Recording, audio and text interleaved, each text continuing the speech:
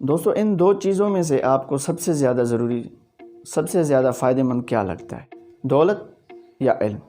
ایک شہر میں دو دولت مندوں کے بیٹے آپس میں گہرے دوست تھے۔ دونوں نے ایک سال ہی شادی کی۔ دوسرے سال دونوں کو بچے پیدا ہوئے۔ ایک کے پاس لڑکی پیدا ہوئی، دوسرے کے پاس لڑکا پیدا ہوا۔ دونوں یاروں نے آپس میں اقرار کیا، وعدہ کیا کہ یہ جب بچے ہمارے جوان ہو جائیں گے دونوں کی آپس میں ہم شادی کروائیں گے۔ لڑکی والے نے لڑکی کی محبت سے، خدمت کی محبت سے پالا، اس کو اچھے کپڑے، اچھے جوتے، اچھا کھانا، ہر چیز جو بھی اچھا مارکیٹ میں ملتا تھا وہ لے کے آتا تھا اپنی بیٹی کے لیے۔ اور لڑکے والے نے لڑکے کو صرف تعلیم اور اس کے کھیلنے کودنے سے علاوہ اس پر کچھ بھی خرچ نہیں کرتا تھا۔ لڑکا جب BA پاس ہو کر اپنے گھر آیا، ان کی شادی کی تیاریاں شروع ہو گئیں۔ لڑکے کے پاس چند روپیوں کے علاوہ کچھ بھی نہیں تھا، تھوڑا بہت سونا تھا بس۔ اور لڑکی والے نے لڑکی کو اتنا بڑا جہیز دیا کہ سارے شہر میں مشہور ہو گئے، سارے شہر میں واہ واہ ہو گئی۔ شادی جب ہو گئی، سال کے بعد لڑکا کمانے کے غرض سے باہر ملک چلا گیا۔ پیچھے سے کچھ دنوں کے بعد ان کے گھر کو آگ لگ گئی۔ جو بھی گھر میں سامان پڑا ہوا تھا، جو بھی لڑکی کو جہیز ملا ہوا تھا، وہ سارا کا سارا جل کر راکھ ہو گیا۔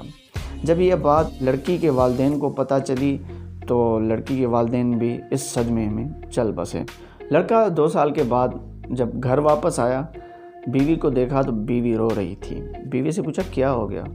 بیوی نے کہا جو بھی سامان تھا، جو بھی جہیز تھا، وہ سارا کا سارا آگ میں جل کر راکھ ہو گیا۔ ہمارے والدین بھی اس صدمے سے چل بسے۔ تو لڑکے نے کہا اس میں اللہ کی بھلائی ہوگی۔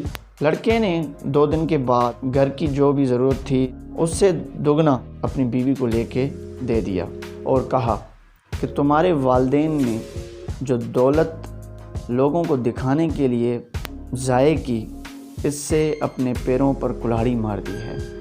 اس کی وجہ سے یہ دونوں اس صدمے سے اللہ کو پیارے ہو گئے۔ دوستو اس میں سے ہمیں سبق یہ ملتا ہے کہ دولت ہمارے لیے سب سے زیادہ ضروری چیز ہے، کیونکہ ہمیں زندہ رہنا ہے تو پیسہ ضروری ہے، لیکن علم اس سے زیادہ ضروری ہے، کیونکہ دولت آپ کے پاس ہوگی، آپ کے پاس علم نہیں ہوگا، ہمارے پاس علم نہیں ہوگا، ہمارے پاس تعلیم نہیں ہوگی تو دولت کسی کام کی نہیں ہے، کیونکہ دولت کبھی بھی آپ کو گرا سکتی ہے اور علم، تعلیم کبھی بھی آپ کو گراتی نہیں ہے، ہمیشہ آپ کو اونچا رکھتی ہے۔